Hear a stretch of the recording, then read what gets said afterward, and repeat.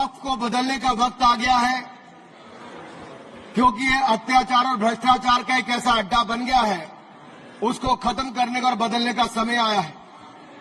भारत को वक्फ के खौफ से आजादी चाहिए, क्योंकि यहां पर ये जो पहले कांग्रेस के जमाने में बना वक्फ का कानून है, वह उसका मतलब तो यही था, खाता ना वही जो वक्फ कहे वही सही।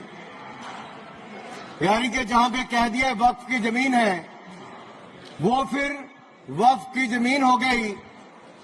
वो जिम्मेदारी उनकी नहीं है कहने की, बताने की कि ये कैसे उनकी जमीन है, लेकिन जिसकी चले गई वो बेचारा दर दर भटकता है और उसको इंसाफ भी नहीं मिलता है।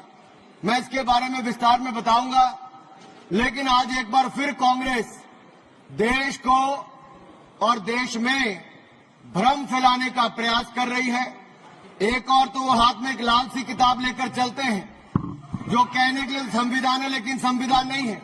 अगर संविधान की आप इस कॉपी को देखेंगे तो आपको एहसास होगा कि बाबा साहब अंबेडकर का सपना था कि एक देश में तो एक ही संविधान रहेगा। आपने एक देश में दो विधान बनाने का काम किया है।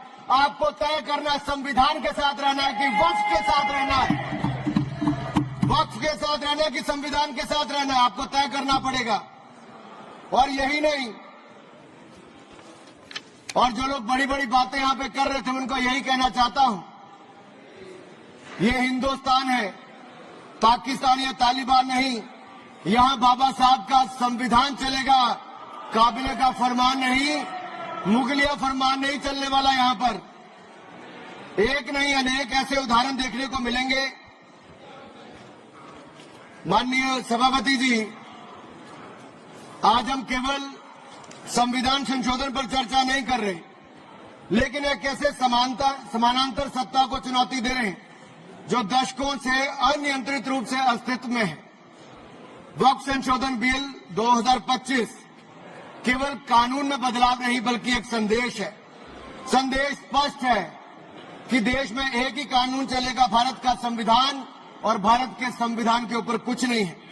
वक्फ बोर्ड का उद्देश्य मुस्लिम समुदाय के कल्याण के लिए संपत्तियों का प्रबंधन करना था, लेकिन कांग्रेस और उसके सहयोगी दलों ने इस भूमि को अपारदर्शी और एक गैर जिम्मेदाराना तरीके से राजनीतिक संरक्षण देते हुए एक ऐसा साम्राज्य बनाया जहां पे इन्होंने इसको अपना वोट बैंक का एटीएम बनाकर रख दिया है। 70 सालों से इन्होंने यही किया है। 1947 में भारत ने एक विभाजन देखा है, वो एक परिवार और एक पार्टी के कारण वो विभाजन हुआ है।